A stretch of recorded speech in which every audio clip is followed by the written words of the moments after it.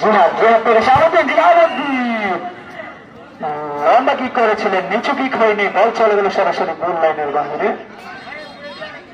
আমরা কিন্তু দেখতে পাচ্ছি ভালোবাসি মা ফুটবল একাদশের গোলরক্ষক হিসেবে কিন্তু দাঁড়িয়ে রয়েছেন শুভ। এই টুর্নামেন্টের কিন্তু প্রত্যেকটা খেলায় শুভ কিন্তু দারুণভাবে গোলরক্ষকের দায়িত্ব পালন করে গিয়েছেন। আর অপর পাশে দেখতে পাচ্ছি আলাউদ্দিন ফুটবল একাদশের গোলরক্ষকের দায়িত্ব হিসেবে কিন্তু দাঁড়িয়েছেন আশিক।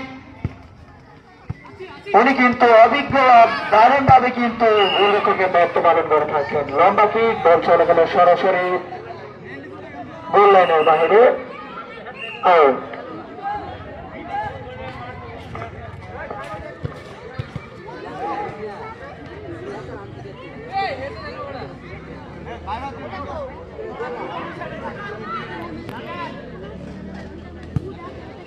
ইয়াকুব আউট করে শাহাবুদ্দিনের উদ্দেশ্যে, শাহাবুদ্দিন লম্বা করে বেরিয়েছেন লাকিনের উদ্দেশ্যে, এদিকে জিহাদ সরাসরি আক্রমণে কিন্তু গোলরক্ষক কিন্তু দারুণভাবে বলটিকে ক্লিয়ার করেছিলেন।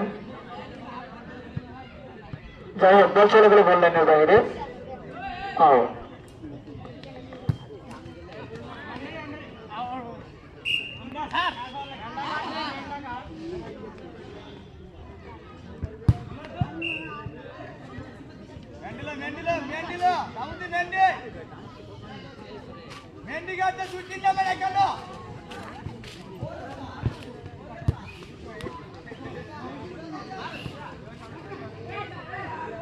রাকিব নিজের অনুকূলে বল, এখনো নিজের পায়ে রেখেছেন রাকিব। লেফারির বাসি মনে হয় ফাউলের সংকেত, ফাউল ভালোবাসি না ফুটবল একাদশের অনুকূলে।